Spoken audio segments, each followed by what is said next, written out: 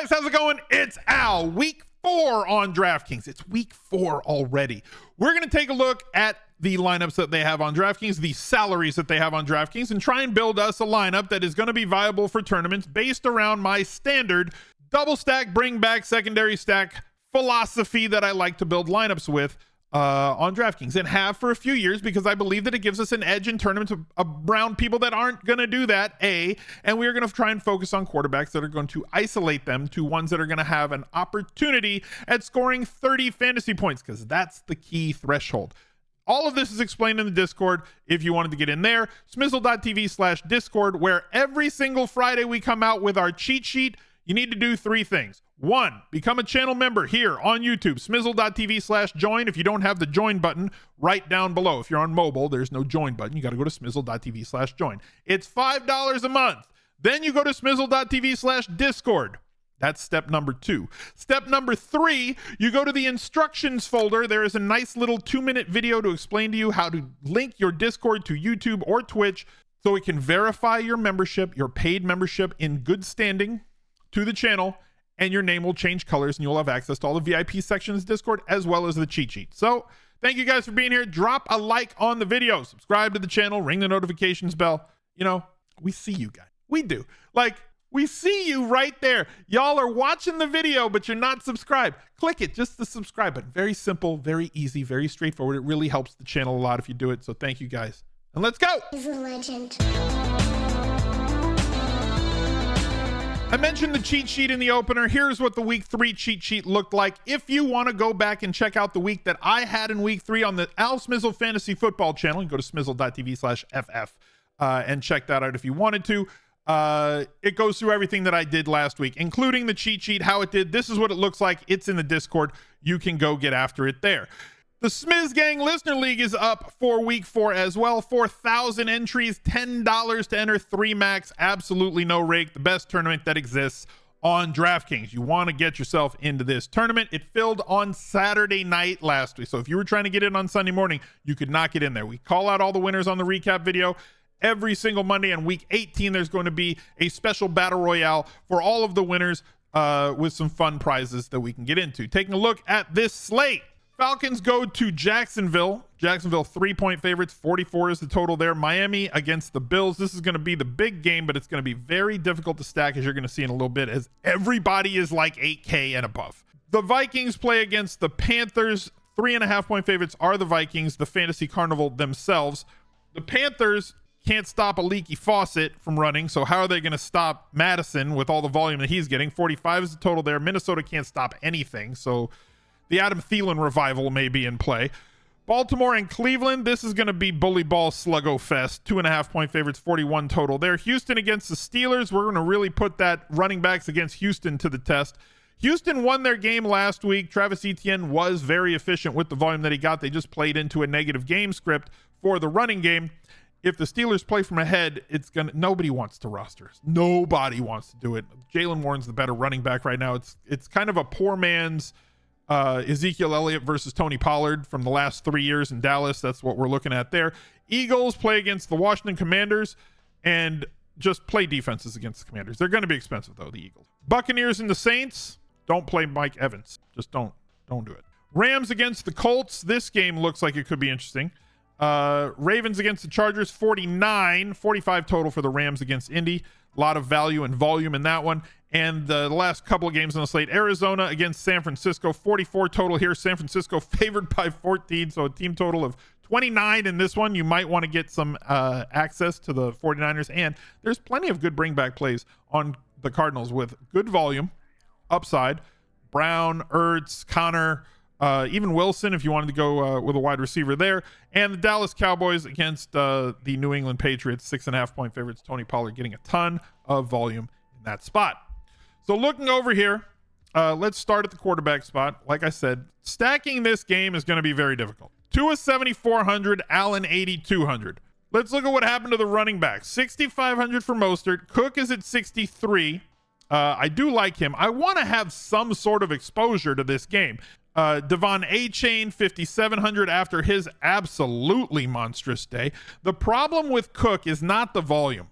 12, 17, 15, 6, 4, 3, getting a good amount of usage, but no touchdowns so far this year. That's going to change. He's not going to Miles Sanders, 2021 Miles Sanders his way through this season on that really good volume that he's getting and really great offense that he's on, having every touchdown vultured by Latavius Murray and Damian Harris, who have all of the touchdowns inside and then Josh Allen's going to get his. So very expensive weight. Oh yeah, I didn't even look at the wide receivers there because they're absurd. Tyreek Hill and Diggs and Waddle, assuming he gets back, and Gabe Davis is up at 6K almost. Like, it's very expensive. Berrios, in the case that Waddle still is missing and Craycraft is out, could be a release valve, but it's going to be an inconsistent one, and they just have a lot of mouths to feed. And last week with Waddle out, they just targeted the running backs a lot more.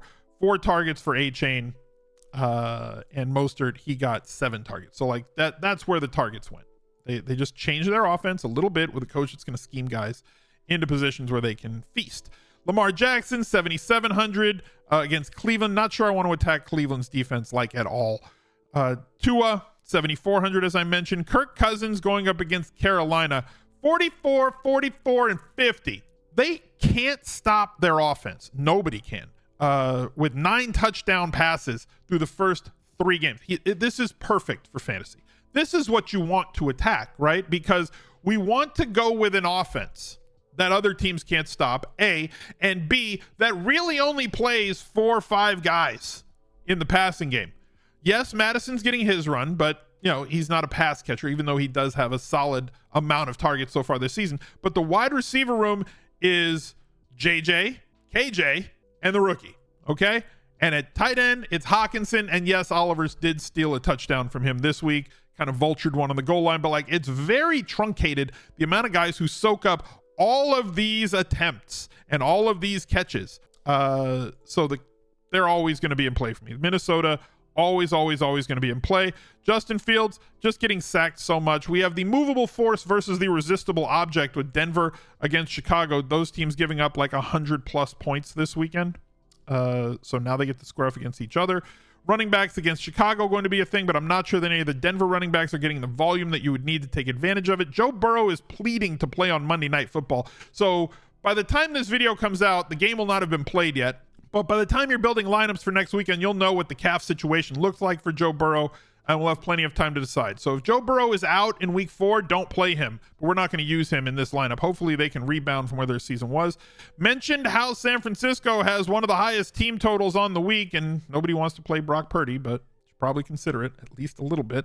Deshaun Watson had himself a pretty good game against a pass funnel defense after looking like terribly in the first couple of games. Monitor that situation. I'd rather play the running backs probably than going with a stack there. Wilson against Chicago, Stafford against Indy. Stroud has been outstanding.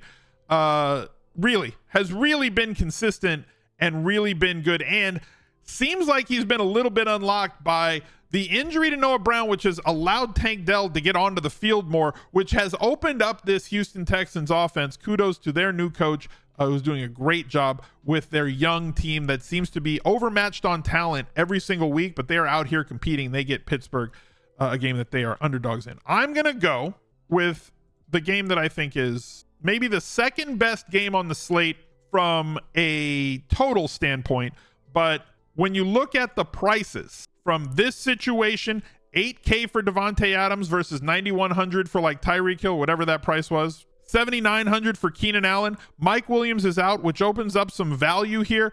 Palmer being only $4,000, knowing that Mike Williams got carted off the field, is an absolute misprice for DraftKings. If you think that Quentin Johnson's going to step into a larger role, which he will, I just think he's going to be the 3rd most snapped wide receiver behind Joshua Palmer. He's only $3,700. Jacoby Myers has done a fantastic job so far in the 2 games that he's played. He's looked outstanding with 22 targets. The Raiders just have to keep up. The Chargers are going to acquiesce. They healthy scratched a cornerback who has been roasted and toasted for the first 2 weeks, sat him this weekend. They're paying him like $11 billion. Like, they're paying him Texas with a dollar sign. And they're like, no, you can't play because we're better without you. Whole lot of places you can go at tight end. Everett, Parham, this is a problem. I don't like. Everett is the guy between the 20s. gets no looks inside the 10-yard line. Everything is Parham Jr. once they get, he's like the goal line back. Parham is to Everett what Latavius Murray is to Cook at this point. Not loving it. But if you want to go value or cheaper, let's say, not value, if you want to go with the cheaper option, Jimmy G could get to 30 points. Just has to be a little more efficient than throwing 5 picks in the last 2 weeks. Has an opportunity to attack 300 yards.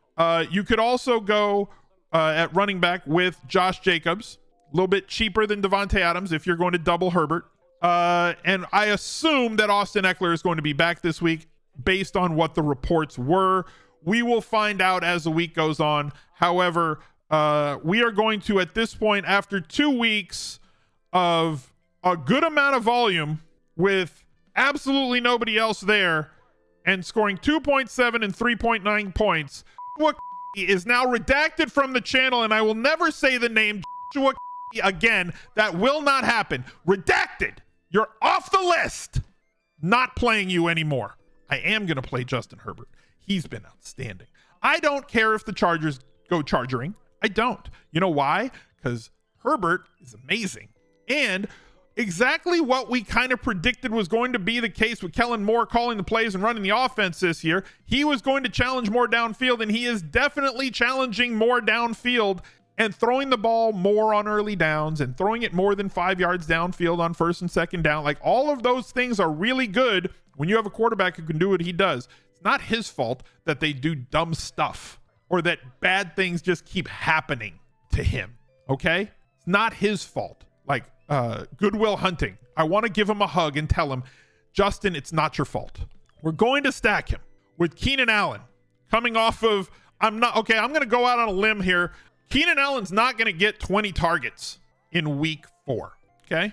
So don't expect this. I also don't really expect this. I do expect something like this, somewhere between 9 and 13 targets. I'm expecting something along those lines. All right. That's where we're going. 9 to 13 targets for Keenan Allen, which in DraftKings scoring is just absolutely more than enough to get you there. 2 games this year, he's not scored a touchdown. Week 3 against Minnesota, still at 18 catches for 215 yards. You get the bonus. 48 points is absurd with no touchdowns scored. I am also going to plug in Joshua Palmer. 5 targets, 7 targets the last 2 weeks with Mike Williams existing. Mike Williams no longer exists from a on-the-field football point of view for fantasy, and Joshua Palmer should probably be around 5,600. He should at least be priced around the same range, 55 to 6,000, where somebody like Gabe Davis is, because he's going to get more volume than Gabe Davis, but still has the big play downfield upside. He does not profile as an alpha, but if and when Eckler gets back and Keenan Allen is still healthy, he gets that secondary sort of look where he gets to run free against man coverage and they can attack him wherever he is. 4K is too cheap. 5,500 seems to be the right price. And I'm also not expecting 20 targets from Devontae Adams. You can go any way you want. You want to pay a little bit less? You want to get a running back in this spot against the Chargers? I get it. Go with Josh Jacobs, 7,100. You will need to get more value because you want to pay up for some running backs. There's a lot of $5 running backs like we're going to get to in just a bit on this slate. A lot of ways you can go at running back, and some of them are expensive. So you want to pay down a little bit, go with Jacoby Myers. Maybe you get 8-9 targets against a really soft Chargers defense. I'm fine with that too. But I want to go alpha stack. Last week it worked for me with the Chargers alpha stack. And I'm going to go with the alpha stack with Herbert and Allen and the alpha bring back with Devontae Adams. Now let's take a look at the running backs to see what we can get at here, because we're going to have to find ourselves a little bit of value. I'm looking at my sheet, right? I keep a book. So like my sheet, potential 5-box running backs for week 4. Jaguars favored in at home, ETN. Bills favored in at home against the Dolphins, James Cook. Browns favored in at home, Ford, as long as he's getting 60+% of the snaps. Colts favored in at home, 33 opportunities last week for Zach Moss.